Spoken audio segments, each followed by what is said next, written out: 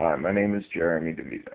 I've been doing a study on narcotic-based birth defects for as long as I can remember. I've been running a human behavior study for over 15 years.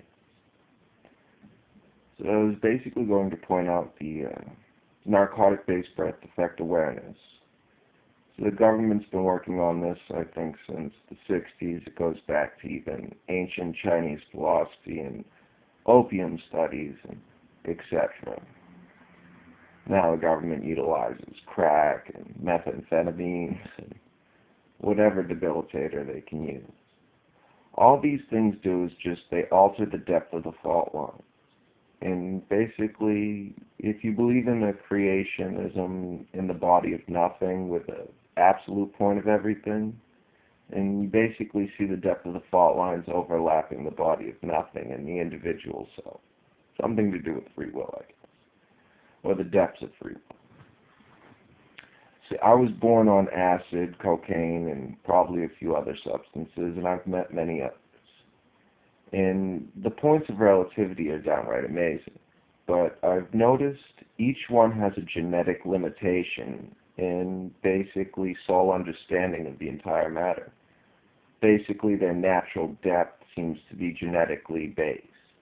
Like, I'm German, and for some reason that genetic base goes beyond sound, relativity, and frame.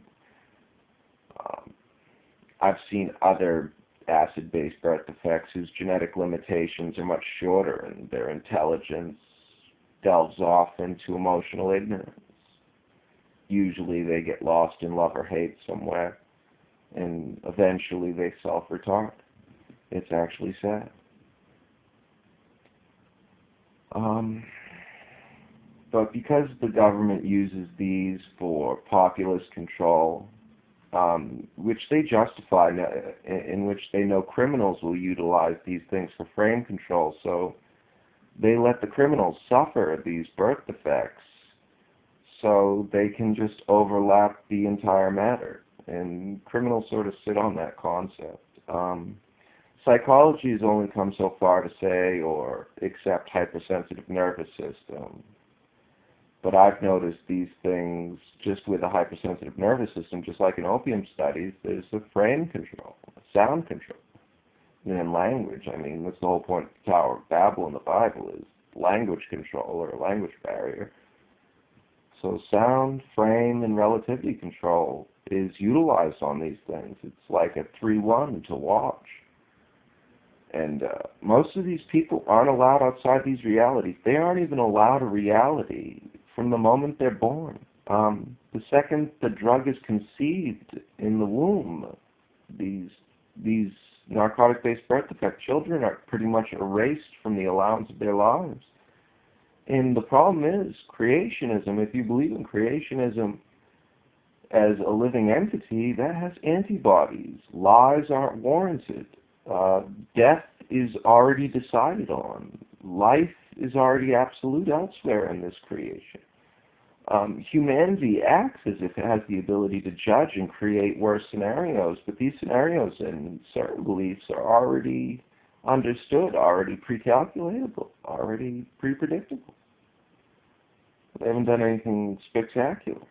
In fact, I've noticed the American syndrome is just self-projection of limitation, sadly to say. Thus, they create limitations beyond their control, and they just keep going.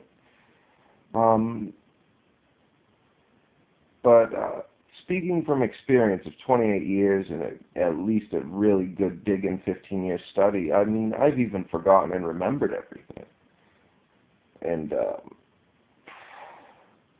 I have noticed that social realities can't seem to configure to a truth or a right, or when a life is beyond their reach and limitations, they break down. Especially when natural law is not in their favor. I've seen things in nature that would turn an eye to wonder on, a lot of religious factors.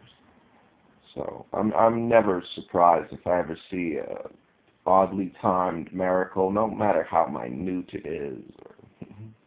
vast. I've actually been upset with somebody and tossed them 50 cents and watched the wind gust as I passed the money and the tree branch bashed the dude in the back of the head. It was hilarious. I've seen things involving that type of stuff, nature. So I've noticed the fault lines of these narcotic-based birth defects seem to have a trigger in nature.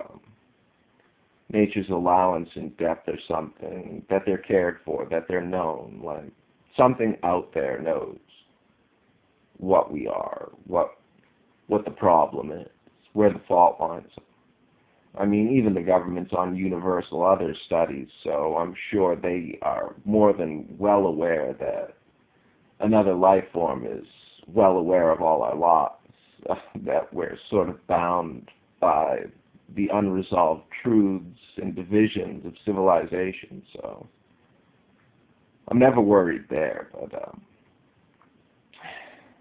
out of all this time I've spent studying, alone is avoidable yet unavoidable. It's sort of a paradox in itself, knowing if you believe in creationism, everything goes back to one alone being, so you never truly can be alone. But in studies of that depth, you don't get much time, to play with others. You always get stuck in conscious effort of resolving the faults of errors. It's time-consuming, time-constraining, emotionally exhausting. Other than that, I just wish people would be more aware of narcotic-based birth defects and the fault lines that accrue, because it really is costing America, it's costing the world, it's costing the planet, it's honestly costing in all. Antibodies exist for a reason, to dispose of things that should not be, And that I've seen people die by gripping lies too tight. And, I even had a teacher who said I couldn't do numbers the way I did. I did numbers in basically hallucinogenic visions. I used to do all my math in a chalkboard in a little corner pocket in my mind. I could just sort of create it. And I wasn't allowed to believe I could do something that I knew I was doing, that was assisting in my mathematics and holding information. She died of a brain aneurysm. It was sort of spooky.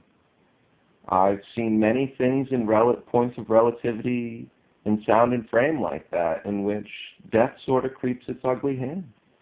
And I sort of understand why this occurs in this type of birth defect, because in a hypersensitive nervous system in the womb, your body can be completely evaporated to another nervous system, leaving you at death's door the entire life you live, watching yourself, trying to grip yourself based on the limitations that your soul has and reach the body. If your soul surpasses physical limitation, then your body's going to be stuck on a limit. And it's sort of difficult to explain, but and the other serious matter of these birth defects, there are girls who are born with these birth defects, and again, this goes back to ancient Chinese history and just ancient history in general. People born with these narcotic-based birth defects, especially girls, there are these things called, I swear to God, they're the creepiest fucking types of human beings. They're the most perverted, defiled, depraved things, but they literally generate frames of rape and molestation using the males and the females. It's all they ever focus on.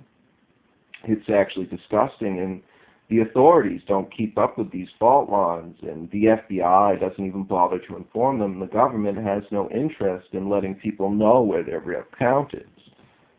The sad part is one of these birth defects will eventually have a genetic disposition or a soul disposition that is out of the reach of the American government, and they're going to be stuck, owned by their own design of control. It's, what goes around comes around. It's that catch-22 they should have never touched, but the taste of it's so, politically savory. I mean, I don't care for politics anyways. They've owed since the death of Caesar and all that other stuff. Christ and Caesar died, and the people didn't get what they wanted.